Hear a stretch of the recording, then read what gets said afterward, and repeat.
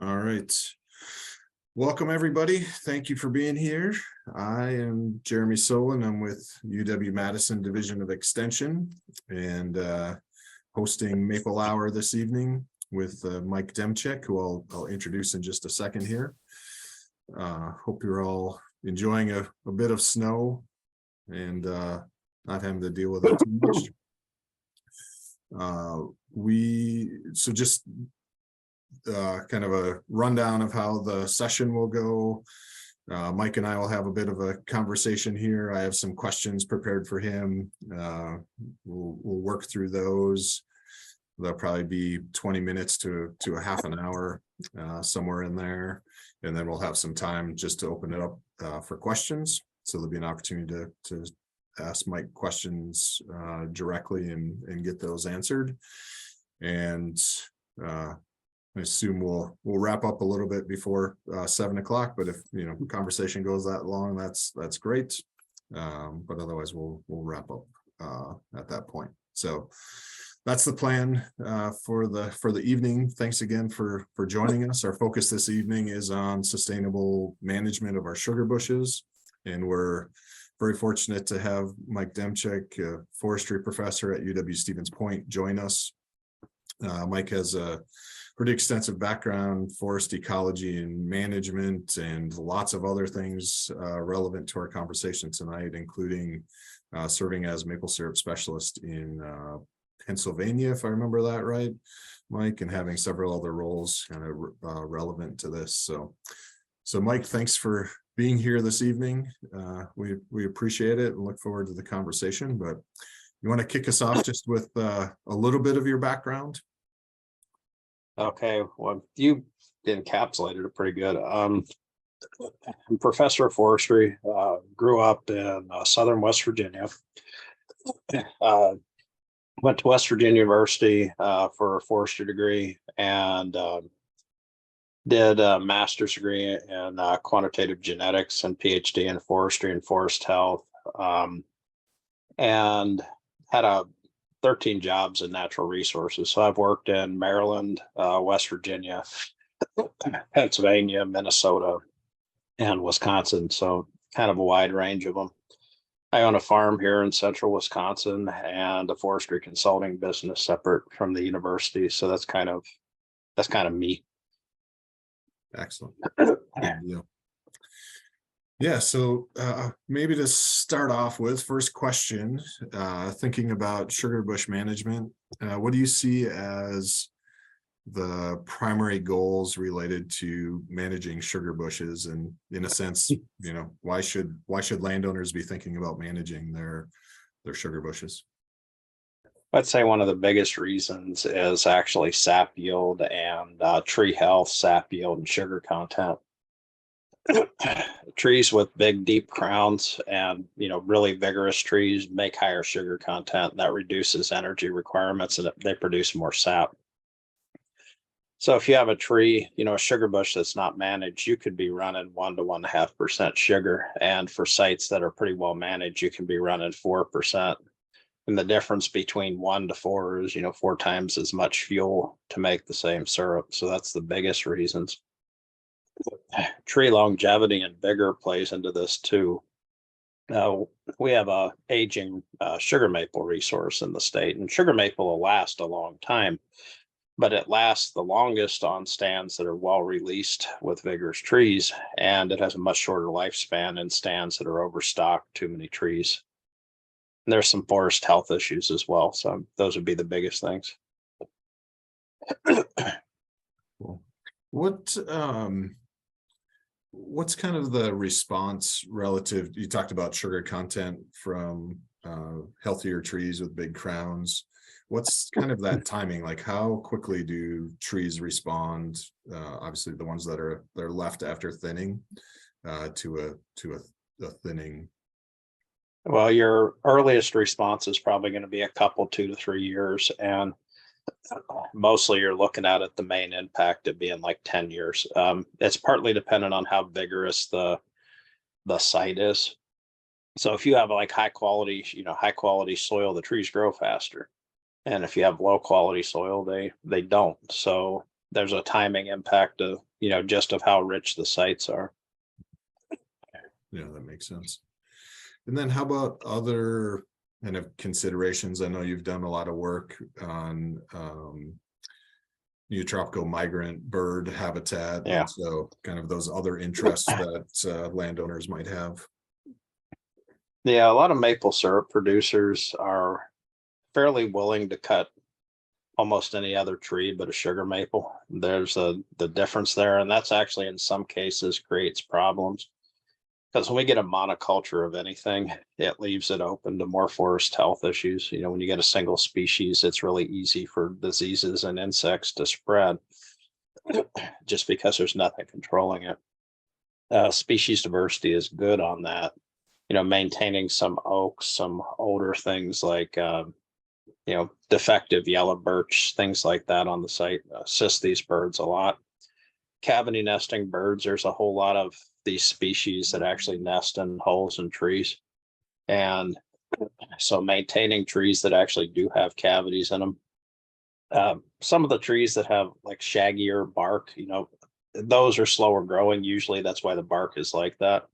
But they give a lot of micro habitat for the birds to feed in. Pockets that are open, so you get some shrubbery generation. That's another component. There's kind of a lot of things that can impact that. Mm-hmm. And in a sense, all those things can be achieved through a management plan and particular management strategies based on landowner goals, right? Yeah, we're actually installing demonstration areas of that across the state right now, and we'll have one that we're marking this spring that is a northern hardwood focused one, and so that actually would be an example site. And in the next couple of years, we're going to have the western end of our Tree Haven facility will be marked that way as well. So that'll be a demonstration area for incorporate. Well, it'll be that one's a maple syrup focused marking. But it'll incorporate elements of wildlife habitat in it. So in the next few years, we'll have a demonstration area that'll be pretty good. That's relatively reachable. It's in Lincoln County. Yeah.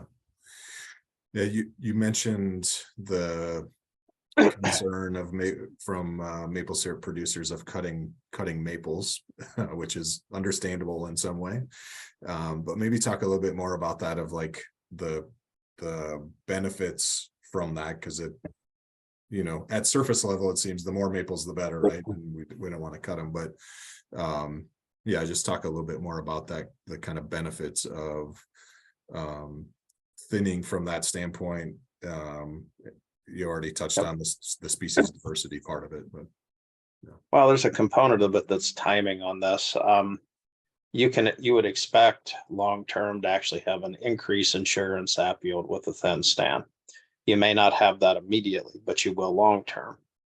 And you also have higher tree vigor, because the maple's pretty magical in a lot of ways. It's like one of the more amazing of our northern trees, because it can actually stack up leaves.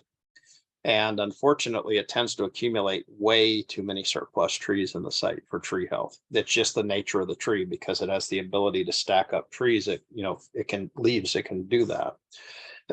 And a lot of those smaller trees with small crowns, they don't have much photosynthetic tissue up there to actually feed the tree.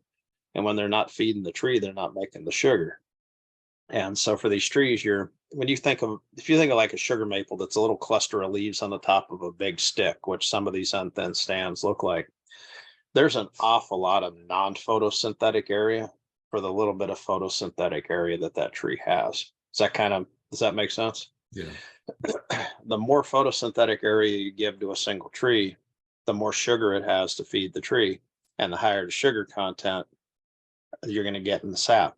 And the highest one I measured in Pennsylvania was a single tree, and it violates everything I just said. So I'll just give you a story. It was 10% sugar content, was the highest tree I've ever measured. That tree only had one light. It was like this big, had a great big torn out branch on the one side that had probably been torn out for 50 years, and one branch off to the side. I cannot explain why that tree had such high sugar content. But I have measured trees with sap content, less than 1%. just because they didn't have hardly any leaves on them. They were throwing liquid, but it had, I mean, it was almost not even perceptibly sweet when you tasted it. Yeah. And by comparison, the highest average sugar content, not like, and I'm not meaning individual trees, I'm meaning a whole stand, was a fellow that had 4% sugar content on his sap, and he made over a half gallon per tap back then. And that particular site, he actually grazed cattle underneath it. Those trees were the widest crown. They were like big yard trees. Hmm.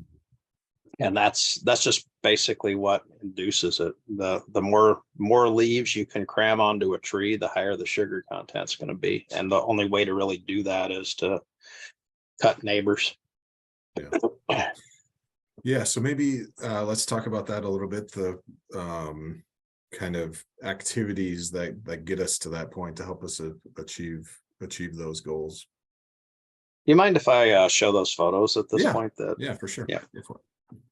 So I have a few photos here to kind of highlight this. And can you see the screen? See the pictures? That looks good.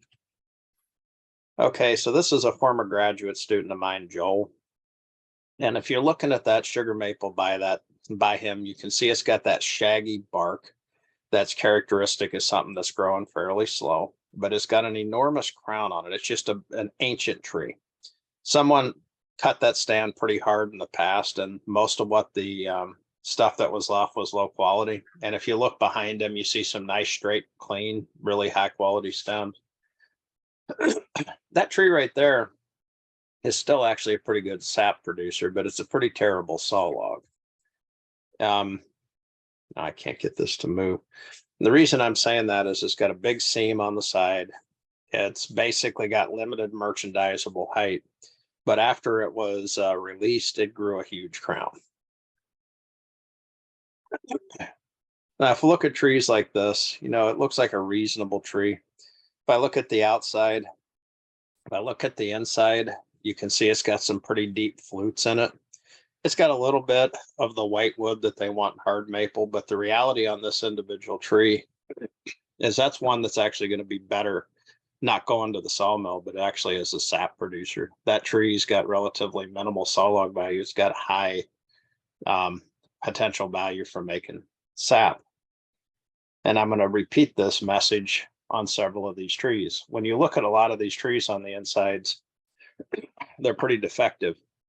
That doesn't mean they can't actually produce sap. So if I'm generating a sugar bush, ideally I want something that's almost the complete opposite to what I want for a place that I'm basically going to make saw logs. If I go back to this first stand, those trees in the background have really high merchandisable heights. They have that because they've been growing in competition for 50 years. And what that translates to is smaller crowns. That's nice if I want to make logs. It means I have relatively few branches on it. It's actually not very good if I want to make sugar, because what I'm essentially doing is I'm growing them tall, but I'm not growing much depth of leaves. So for a sugar bush, closer to this tree here as opposed to this tree here.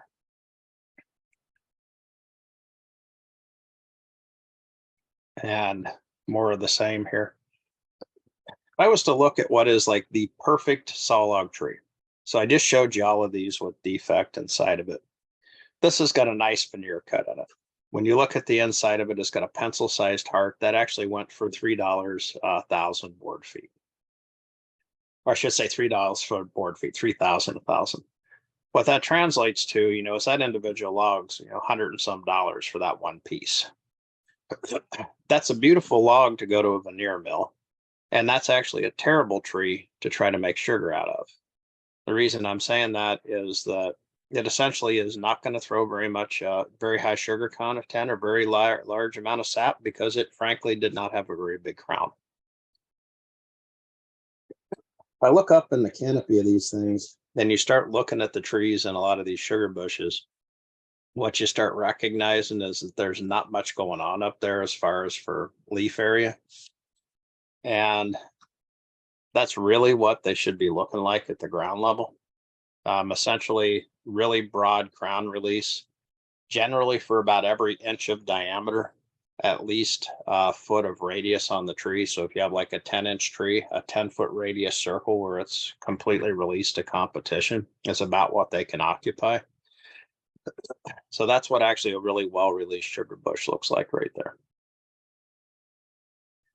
Now, there are some negatives of this, obviously, on the wood product side of this. So if someone makes a decision to tap a tree, you're impacting, the outlets for the wood in the future. This is one that's been tapped. If I look at what a lot of people are tapping, this is about 130 square feet of basal area. This is a fairly heavily stocked stand. Sugar content on a stand like that's fairly low. That's what about 80 looks like. So that's right at the point where you have full crown stocking on a site. Not much regeneration underneath. And that's what about 60 looks like. So for someone who's, managing for maple syrup, something that looks like this has got about twice as many trees as that. And that's really closer to the target if you want high sugar content. That's what one of those, so those other photos were Wisconsin, but this one's in New York, just because I don't have a photo that's as age developed as this one is. This is what one of those that's been well released, for like 30 years functionally looks like. Someone went in, did really good solid crown release on the sugar maples, let them expand, and you ended up with high sugar content. And that's all my photos there. So yeah, I think it's interesting to look at those in the sense, even from a regeneration standpoint, like in that last picture, you saw those kind of sapling size trees versus in a more densely stocked stand. You might still get a lot of seedlings in there, but not much for saplings that are actually growing, because they're just hanging out down on the forest floor without any access to light. But that's some of the side benefits of this. As you get the regeneration, you also get a lot more bird diversity on the site once it's a little more open. There's a question in chat, and I think we've kind of talked about it, but maybe we'll touch on a little bit more of, like, there's a difference in management approach between optimum timber production and optimum sap production. And I think the main thing about that is communicating with the forester that you're working on the goals. But Mike, I don't know if you want to touch on that any more. Well, that's actually a true statement. Within managed forest law, you can definitely, legally produce syrup or, sap from those. But it is one of those things that's a compromise, and they are probably recommending higher basal area because they want to keep in compliance with what like full stocking is. And that would be a conversation to have with the tax law forester, because there is flexibility within those recommendations. And to be honest, the bigger problem they normally run into is not people cutting too hard. It's people that are actually unwilling to, do the management necessary for their forests. So I would just say I would suggest chatting with the tax law forester specifically. And I do not know who wrote your MFL plan, but there's also different foresters have different skill sets. And so some that are more familiar with, sap production will be able to optimize a plan for that. And some that aren't probably will be less able to. I don't know who wrote the plan, so I don't know. And even if I did, I wouldn't tell, to be honest with you, what my perspective was, because that's kind of rude. Yeah, no, that's good. How about sugar bushes with tubing installed? How does management fit in with those type of operations, or how can it fit in? We had someone, and I think we had someone trying to ask a question there. Sorry. Nice. Someone want to jump in there? Maybe I thought I heard that. Sorry. Yeah, I had a question. Yeah, go ahead, Bill. So it looked like in those pictures that you were releasing those trees on all sides that you wanted to be producers. and that goes against some of the standard operating procedures that foresters are taught because of wind throw or releasing those trees too much. Excuse me, how do you respond to that? Actually, for Wisconsin, I'm the one teaching them this. So I actually run the Northern Hardwood training program here for Stevens Point, and we generate most of the foresters for the state. Normally, what I recommend is this, and it varies by site. The wind throw thing is going to be very site specific, and it's partly based on depth to water table. If you have trees that are only a foot to the water table, they're much more subject to wind damage than if you have the ones that are up on a ridge, so you've got deeper soil to deal with. And so what you end up with is a little bit of a difference in response to that. What I normally recommend to people for thinning, so when I'm training these foresters on this, at pole size timber, you can release more aggressively because it's younger, as long as you're not dealing with something that looks like a big tall stick with 3 leaves on top, because ones that have been in that position, those are more difficult to deal with. I recommend for first stand entry, you release on, if you divide, look at the crown like it's in quarters, you release on 2 sides.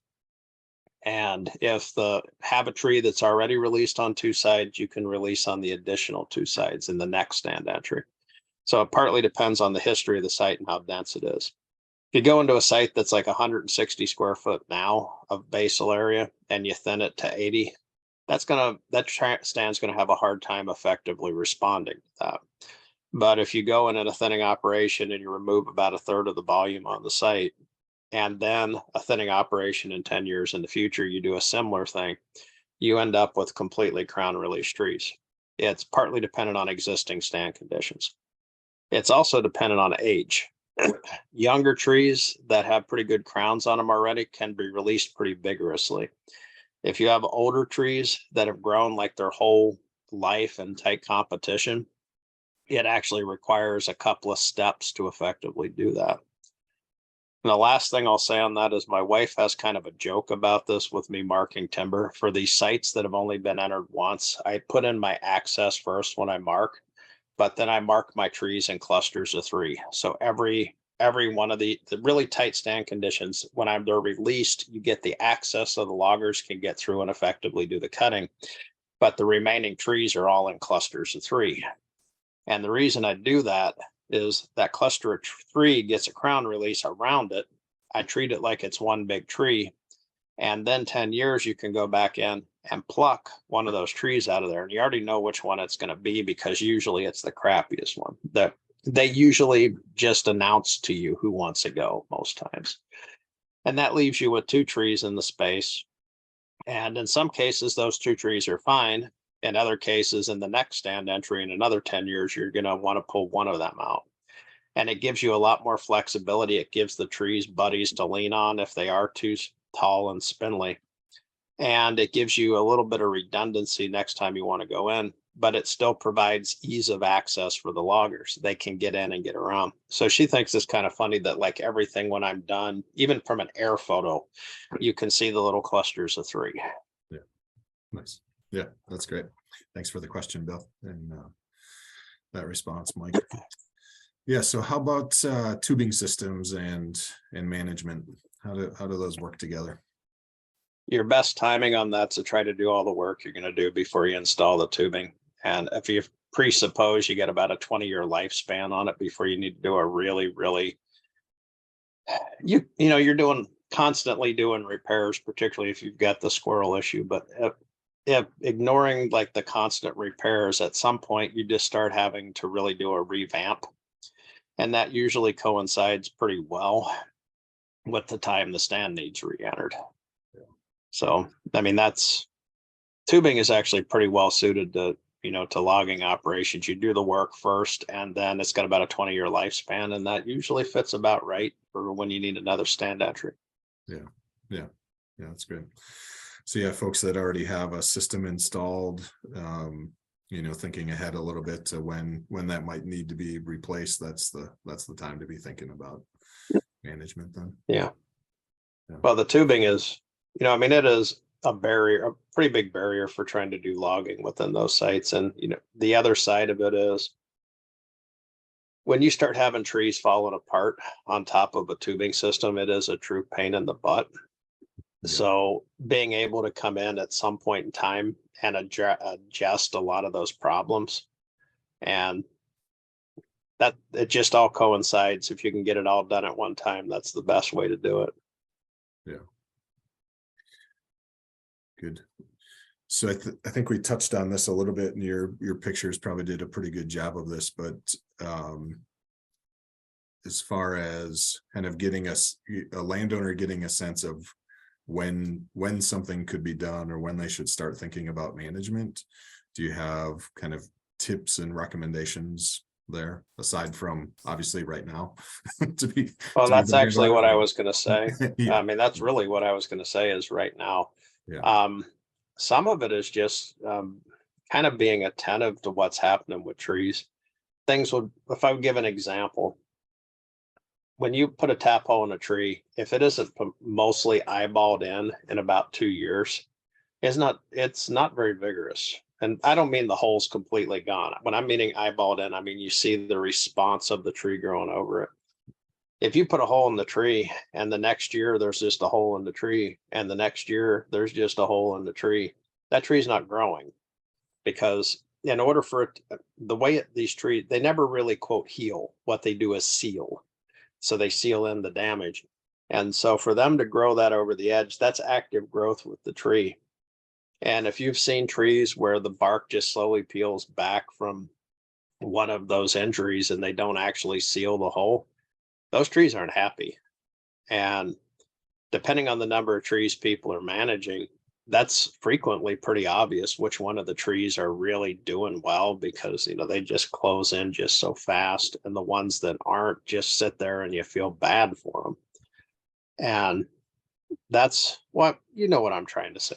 They're just obvious injury that's not fixing itself. And so that's one of the things, just even attention to things like tear outs in trees. There are some individual stems that, just because of their historic architecture, they tend to have weak branch junctions and they start getting tear outs. Early attention to those is important. And there's a lot of stuff that I do in winter that's done entirely because I need a mental break. I mean, I run chainsaw a lot normally, but like I've run chainsaw 56 hours. I timed it out just in January so far. And there's this time of year that if I don't do that, it's really hard for me to make it through January and February mentally. And that's a time when you can go out and do an awful lot of maintenance, paying attention to individual trees. I mean, it depends on, people's work schedules. This is usually a little bit more open time of year for me, so it works pretty good. For other people, it might be some other time. But yeah, going through deciding who you like, which trees are good, which ones you think are vigorous. For smaller numbers of trees, there's actually a fair amount of sense in it to actually measure sap content. I think with larger numbers, it's a little bit as close to impossible. But for someone with 100 trees or something, the refractometers are pretty inexpensive, and you can literally just take sap samples, drop it on there, write them in a notebook. So it's not for a small number. When you're dealing with thousands, it would be burdensomely too high. But you'll find a lot of individual variability in sap, the sugar production of these trees. It's going to vary even from trees that look visually pretty similar, from 1% to 3%. You just won't even be able to come up with a logical reason looking at the trees. Right. Yeah. Cool. So I guess maybe final question from me, but we'll open up after this to other questions. But what recommendations do you have for landowners who are just starting to think about managing their sugar bush? Where do they start? Well, to start, that's actually, when you think of the cost of the infrastructure that people put into a sugar bush, as far as the cost per tap and the tubing and just all of the cost embedded in it, there are an awful lot of trees being tapped that are questionable whether they justify the cost of that individual tree going into it. And it's just because they produce relatively low sugar content, relatively low volumes. And the ideal tree is one that generates really high volumes of high sugar content sap. Like that's the ideal. And we generally know how to, on the average, we know how to get there. Like I said, there'll be some trees that for whatever reason just genetically don't produce as much and others that produce more. But on average, we know how to get there. Essentially, broad, deep crowns equals higher sugar content and higher sap flow. I guess the thing I did not mention on this is conifers. While having conifers on a site is nice, they tend to slow the sap flow in spring. And when you look at the number of days of sap season we have in a lot of years, it's short enough that doing something to reduce some of the shading of the ground will assist that.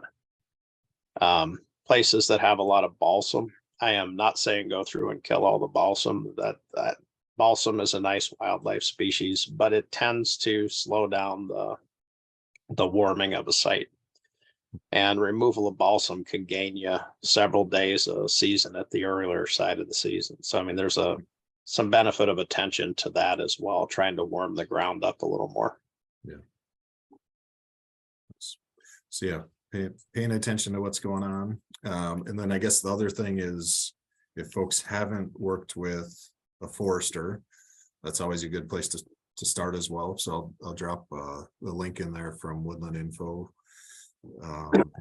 for looking for a forester. But any, I guess, related to that aspect, Mike, like any recommendations for like how to start talking with a forester, like sharing goals obviously is an important part of that. But Yeah, actually so I guess the way I would start by saying this is when a landowner actually explains to a forester what they're hoping to get out of it, and they get a forester who's, I'll say, capable of listening to what they're talking about, you end up with a happier endpoint.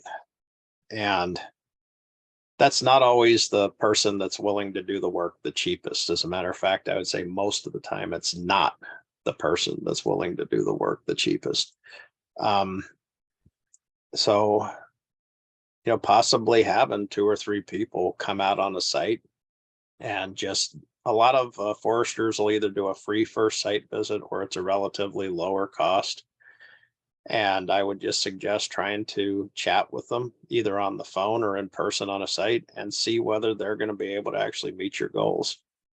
I would say, as much as there are a lot of loggers in the state I deal with that are just amazing, so I am not saying anything negative about loggers, but you really need to have a forester in between the landowner and the logger, because the loggers there specifically to do a specific action, they are not necessarily terribly well trained in sugar production. There are some exceptions I know about that. I'm Facebook friends with a couple of them, but there are many of them that just know very little about syrup production, or even pretty negative on it in some conditions.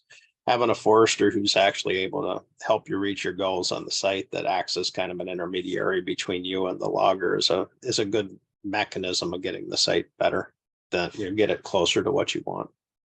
yeah, for sure. Well, that's great. I guess we'll open it up for questions.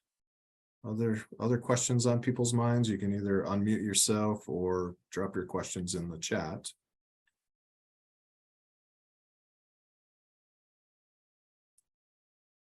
So Mike, you mentioned balsam fir as one thing you might want to consider removing. What about other like shrubs, or does that have a big impact if you have a large shrub population in their sugar bush?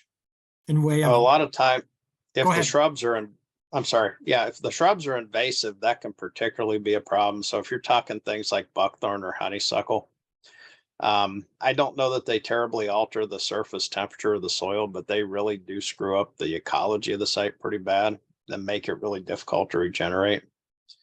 The balsam, I'm picking on balsam not because so much I dislike it. I actually kind of like the species, but it's a species that has a very dense needle cover that'll accumulate really densely, and it specifically slows warming of the soil. So that's kind of why I'm picking on balsam. A lot of those shrubs don't necessarily do that, just simply because they don't have the leaves in winter. So they don't quite accumulate the snow the same way. But if they are invasive species, it's a good idea to get them out of there for no other reason than it's just more fun to work in a woods that's not full of buckthorn. Yeah. I despise that plan. If I'm being honest, I really do not enjoy it.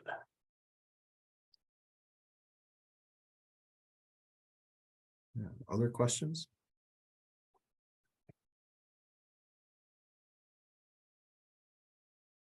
Hey, Jeremy and Mike. My question is, I have all red maples. And say a big main branch were to break off of your crop tree you want to keep. Would you tap that tree, not tap that tree? So here's the thing, red maple doesn't compartmentalize injury near as well as sugar maple does.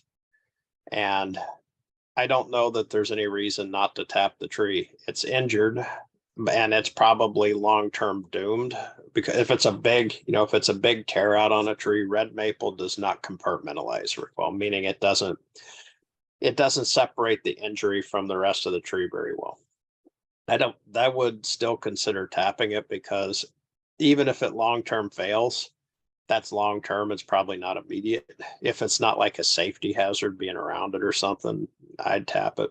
We actually had this discussion when back in 1999, I was up in New York, and there was a big windstorm up there, the ice storm, actually, I should say, not windstorm, that turned a lot of these trees into big tall sticks functionally. And we were debating that question right there, what to do with those trees. Should we tap them?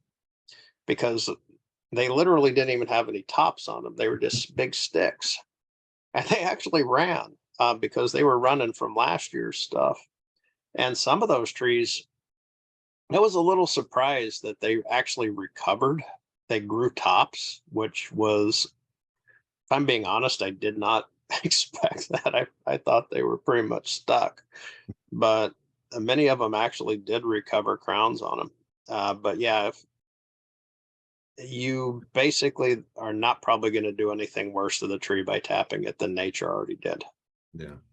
Yeah, that's kind of my thought too. I actually have a tree in one of our sugar bushes that snapped off like halfway up, like 25 feet up. And it has one branch left on it. And it's not going to make it, but it's been going actually for, I think it snapped off 3 years ago now, and we tapped it the last couple of years, and it keeps producing sap. It had enough stored up basically. But my take was like, we'll tap it until it's dead. It's not going to hurt it anymore than it's already been hurt. So yep. Yeah. Thanks. Yeah, I have a video on my Facebook page of a tree running, and there's video up and there's no top on it.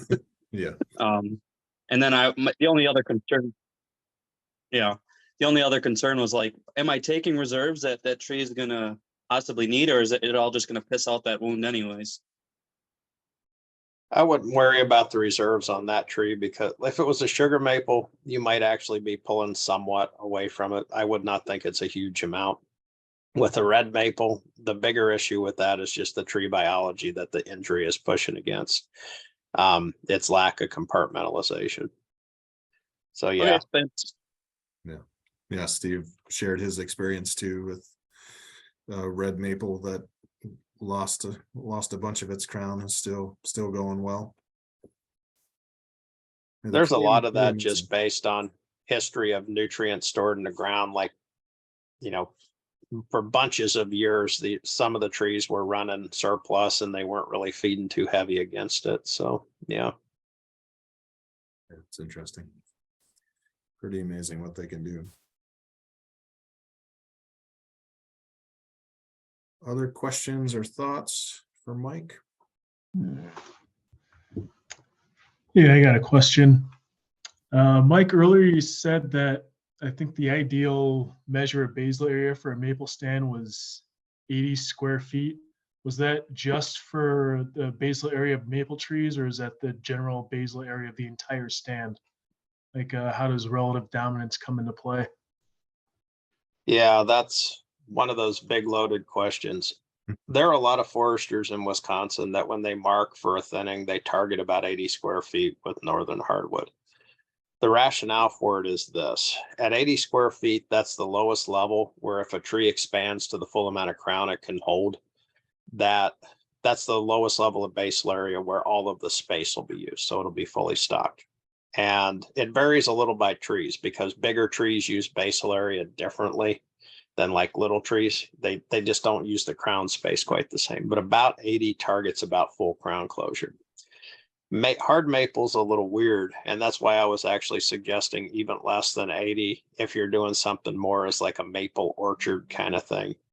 And the reason I'm saying that is so that the trees can get broad, deep crowns and have the ability to continue to grow. So you have some quote wasted space in that condition, but that wasted space is being slowly filled by the remaining trees that are there. But I would not take a stand that was like 150 square feet and try to drop it to 60 right now, because that'll end up with really bad endpoints. Usually you can pull about a third of the basal area out of a stand. So really cut about a third of the trees out of a stand at any stand entry without having to worry too much about residual tree health. But yeah, 80 is a target a lot of people use. I pay much more attention when I'm marking to crown closure and crown release than I do basal area, but I have a lot of foresters that I deal with that they follow basal area as like almost a religious guideline kind of thing. Mine varies a lot based on the site conditions. And that would, even whether you're using going by basal area or the just kind of crown situation, that would take into account all of the trees on the Oh, site. I'm sorry. That was the question that got asked. Yeah. I didn't even answer that. No, that means everything. Sorry. Yeah. I answered a question that wasn't being asked. I'm sorry. That was good. That was also good That's all right, information. go. So, yeah. Thank you.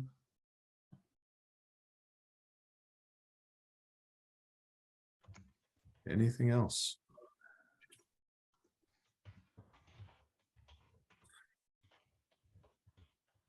All right. Is anybody tapping yet? I've seen a couple of folks with southern Wisconsin who've cooked a little bit of sap, and I know they're going fairly strong out east in some places, which is craziness. But This is the weirdest. I keep saying this every winter though. It's the weirdest Yeah. winter ever. I know. And it is that winter every winter. So yeah. I mean, I'm gonna be surprised if we don't tap in February by us. Our Sugarbush is Langlake County, just the way things are going. But who knows? It could cool off here, which hopefully it does for a while. But yeah, always, yes, definitely a weird one. Yeah, there's got to be no frost anywhere. I mean, I can't imagine that any part of the state has any frost. So if it doesn't get cold and it, we get to spring without any cold weather between here and then, it could be a short season, warm up in a hurry. Well, starts to be the anxious time of year. Waiting to see what will happen. Cool. Okay. All right. Well, thank yeah, you. Mike, any closing thoughts? Well, I hope it was of use. And like I said, I would encourage almost everybody who's working with hard maple. It's one of the most responsive trees to management, like in a positive way, like one of the most positive to respond to management. So I would strongly suggest, managing stands. Yeah, excellent. And I did post that site, the Woodland Info site, to track down foresters. There's more information on the extension maple syrup program site as well. And Bill Clace, who jumped off here, is one of our extension foresters. Is available for support. And Mike, you can track down at UWSP. Although he's a busy guy, but I know he's very responsive. So yeah, hopefully you found this interesting. I did launch a poll just to get your feedback on this session and ideas for future sessions, but thanks for being here. Mike, we appreciate you taking the time and sharing all your knowledge with us, and good luck to everybody in the coming of spring. And hopefully we get a little bit of winter between now and then yet, but have a good night, everybody. Thanks, Chairman. Thanks, Mike. Thank you.